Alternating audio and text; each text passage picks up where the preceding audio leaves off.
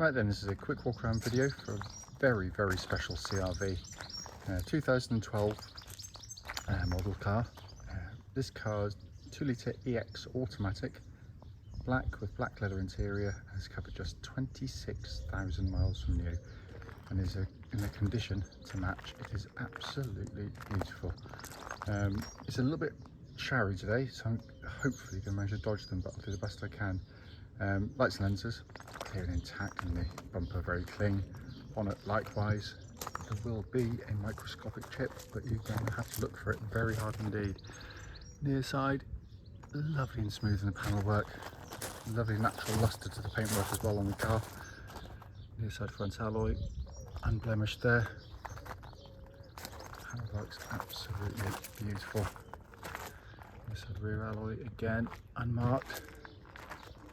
Just come around the back of the car. Bumper corners again, very clean and tidy. And sorry, I'm sort of scooting around a bit quicker than normal just because I fear it's going to pour down any second. Offside of the car again, absolutely crisp, clean in the panels there. Offside rear alloy, beautiful condition. And the remaining panel work is absolutely fantastic. You know, it may now be 11 years old, but my goodness me, the mileage and ownership of this car has kept it in simply beautiful condition. Coming to the back of the car now, cavernous boot of course on the vehicle, and it's been kept absolutely beautifully. Coming on the passenger side now, on the rear, again, leatherwork is just stunning inside the car. Passenger side front, again, passenger seat there, hardly looks like it's been given any use of any note at all. Inside the car now, as always the engine's running, so the dash can be seen illuminated, which looks absolutely like new. Sat nav working perfectly as you can see. Likewise rear parking camera, again working exactly as intended. It has been kept fabulously well. Just coming to the dashboard binnacle, hopefully you can see there, 26,620 miles only. Of course there are no warning lights showing at all on the vehicle. Finally, just to show you, owner's manual pack and lock and wheel nut key, all here and present with the car. Right then, this is a quick road test video, and this is for a quite exceptional car. This is a Honda CR-V, 2-litre EX automatic. Car's registered FV62UUP. The car's covered just 26,620 miles from new. The reason, by the way, we do the videos, and especially actually this part, the road test section, is to ensure that if anyone's online looking at any of our cars actually, they get to see the car in question actually in operation. The reason we feel it's important to do it is because, like many people, unfortunately, we've been to see cars which have looked absolutely fine in photographs or description, but only to get there and find out there's an obvious fault when you drive the car. So that's why we do it. We also do it on these lovely quiet country roads, and this actually forms part of the road test route we take our customers on, and the hope is then that it'll be representative of what you'd feel yourself should you be offered a test drive in the car. So coming to the car, you know, given the mileage and the attached history to the vehicle, you know, you'd rightly expect it to drive faultlessly. And to save you watching the rest of the video if you don't want to, yeah, there is no, you can't fault it. It just drives. Yeah, it's a used car cliche which I loathe and despise, but it literally does drive like new. It's not really running yet, in all honesty. Push button start for the engine starts instantly and settles to a smooth, even idle. There are no warning lights on the dashboard at all relating to the engine or any other part of the car, albeit I think the fuel light's probably going to ping on any second. Temperature gauge running at a third, which is exactly where it's meant to be. As I often say in these videos, you know, it is my firm belief, and certainly those of pretty much everyone else in the trade and the motoring world, that Honda build the best 4-cylinder engines in the world. And it's not only to do with reliability, because yes, it is, you know, the longest lasting, most reliable engine in its class by quite a long way actually. Timing chain driven, no cam belts to worry about. But more than that, it's actually just the way it drives. It's smooth, quiet, but when you do press the engine, you're greeted with a soft-edged sort of snarl at the same time, in terms of, with a bit of induction, like put your foot down. But there's no harshness to it. There's no sort of nasty, grating sound as it picks up the revs, which you get with so many other cars in its class, which really annoys. But it's a lovely, lovely unit. Engine then feeds off into the gearbox, classic automatic gearbox. Honda do these brilliantly well. Gear changes are very smooth on the move. The ratio has obviously been selected to give you the best in terms of performance and economy. So obviously there's a compromise between the two, and they've judged it very, very well indeed. The gearbox, like the engine, has a reputation for being incredibly tough and long lasting, just normal use.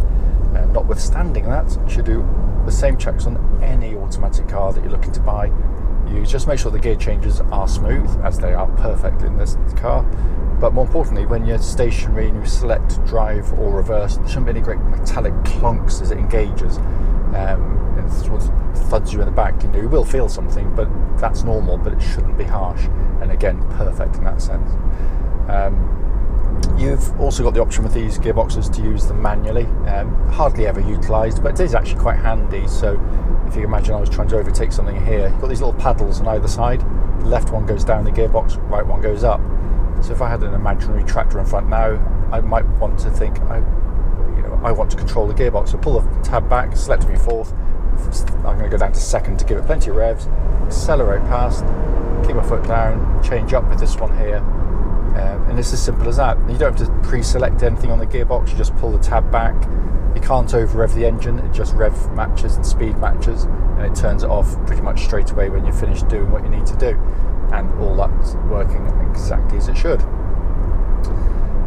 So coming to the steering and chassis of the car, so the steering of the vehicle, these are very car-like SUVs, way ahead of their time.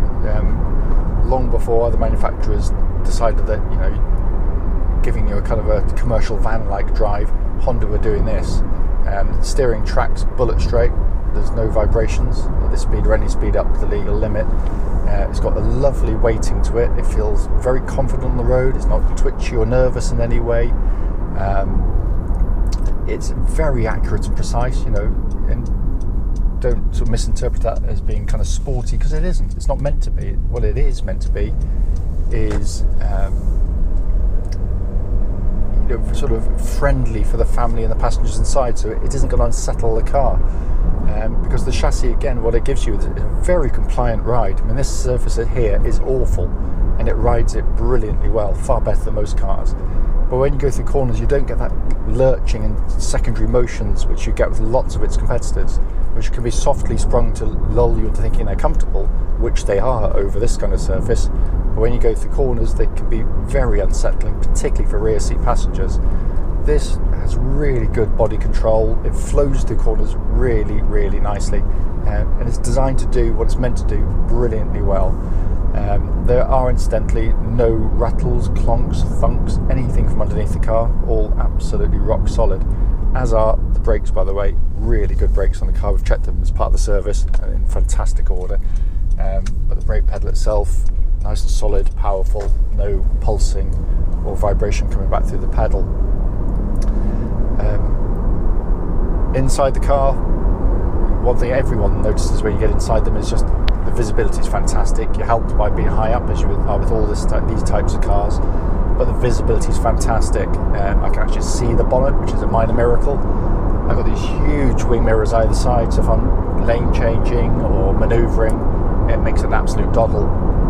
Obviously you've got the parking sensors and the rear camera to assist you as well, so in every sense it makes the car feel smaller than it is. And that's the thing that really lots of people notice. They come to see these cars and sometimes are a bit concerned that, it might be a bit too big to drive. Within 10 minutes driving it, they are completely at home. It doesn't feel like a big car to drive, and I mean that, I'm not just saying it. The dash layout is really nicely done. You've got this lovely big panoramic roof, letting lots of natural light into the car. Very highly equipped dash, but not one that phases you in any way. It's really simple to operate. Again, a couple of days in the car and you've mastered it. It's that easy. Sat nav system, dead easy to use, one of the easiest systems you'll ever come across. Separate air conditioning controls, which I think is an absolute must in cars. I hate when you've got to go into screens to do these things. You can have different temperatures side to side with the air conditioning. Pumps out absolutely ice cold air, by the way. All the switches have that beautiful actuation that Honda give you. Every button has a precise, beautifully engineered feel to it. Heated seats again, working exactly as they should. Then coming to the dash binnacle itself, your classic Honda, beautiful detailing, simple, minimalist in lots of ways, and all the better for it. It imparts the information really nicely to your eyes, so you're taking your eyes off the road for far less time than in other cars where you have to squint to get any kind of information. Then you've got this lovely leather-bound steering wheel, feels great in the hand as well. Looks like new. I mean, the interior is in stunning condition, as is the whole of the car, as we know from the walk around video. One button that isn't in this car, which there isn't in any of them with four-wheel drive, is a four-wheel drive button, because basically it does it all for you.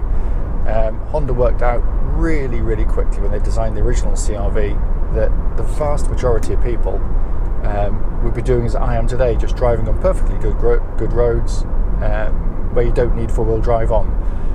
So basically the car runs in two-wheel drive, front-wheel drive, pretty much the whole time, and that's the most efficient way to pull the car along. Should you pull away on a bit of mud, snow, ice, whatever happens to be, then it senses if the front wheel starts to lose grip, and before you can even react yourself, it's already brought in the rear wheel to give you four-wheel drive. It's seamless, it's brilliant, it's clever, all those things, and the advantages are immediately obvious, because it's not on the whole time. You're going to save fuel, you're certainly going to save your tyre wear, and it puts far less mechanical stress to the vehicle as well than a car that's running permanently in four-wheel drive. So much so actually that in, crikey me, nearly 3 decades of selling thousands of these things, I can't remember ever putting a spanner on the four-wheel drive system on one, so that's how robust the system is. It is brilliant. And as I said at the start of the video, okay, it was a bit of a spoiler, there's no issues with the car. It drives absolutely beautifully. Whoever gets this next will have a wonderful, wonderful car.